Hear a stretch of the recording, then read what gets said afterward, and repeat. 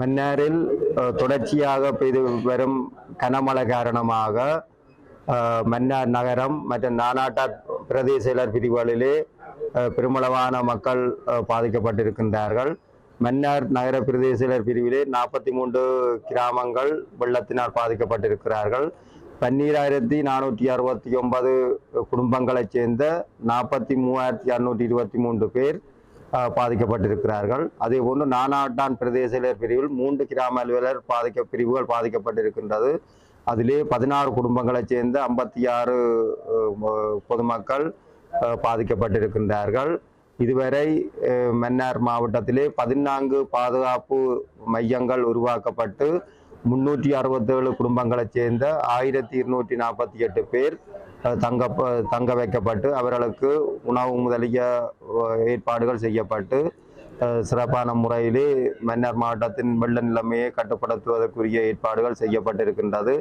அத்துடன் மன்னார் மற்றும் நானாட்டாம் பிரதேச பிரிவிலே 16க்கும் மேற்பட்ட JCB வாகனங்கள் பணிக்கமர்த்தப்பட்டு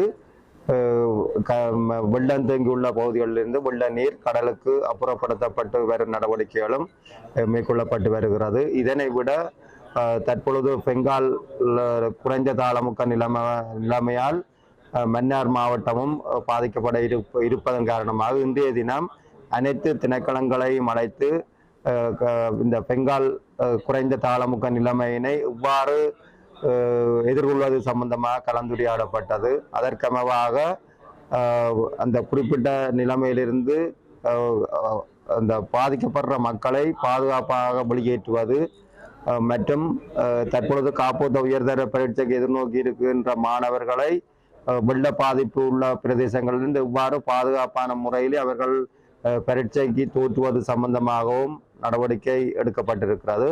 அத்துடன் தற்பொழுது உள்ள குறைந்த காற்றழுத்த நிலைமையை கருத்தில் கொண்டு மன்னார் மாவட்ட மக்களை மீனவர்களை கடற்றொழிலுக்கு செல்ல வேண்டாம் என்ற அந்த அறிவுறுத்தலும் வழங்கப்பட்டிருக்கின்றது. ஏனெனில் இந்த குறித்த குறைந்தழுத்த காற்றழுத்த நிலைமையின் காரணமாக மன்னார் மாவட்டத்திலே 400 மில்லிமீட்டர் மழை வீழ்ச்சி கிடைக்கும் என எதிர்பார்க்கப்படுகிறது. இது மன்னார் மாவட்டத்திலே சராசரியாக கிடைக்கின்ற மழை வீழ்ச்சியின் 1/3 பங்களவான மழை வீழ்ச்சி 2 அல்லது 3 நாள்களுக்கு கிடைக்கப்பெறும் பொழுது அது மன்னார் மாவட்டத்திலே பாரிய வெள்ள அனர்த்தத்தை ஏற்படுத்தும். எனவே இதை தடுப்பதற்குரிய சகல ஏற்பாடுகளும் முப்படையினர் மற்றும் போலீசார் மற்றும் திணைக்களங்கள் தொடர்புள்ள திணைக்களங்களுடன் சேர்ந்து நடவடிக்கைகள் மேற்கொள்ளப்பட்டு வருகின்றது. தற்போதைய நிலைமையிலே மன்னார் மாவட்டத்தின் வெள்ள நிலைமை கட்டுப்பாட்டு நிலைமையிலே காணப்படுகிறது.